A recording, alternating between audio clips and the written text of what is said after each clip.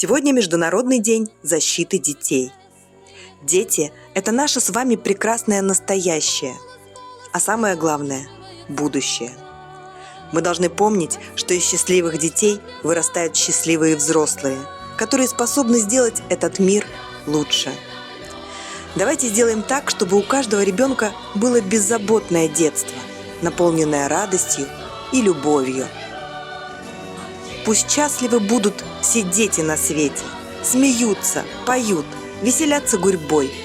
Пусть ласково солнышко в небе всем светит, и миром наполнится шар наш земной. Я клянусь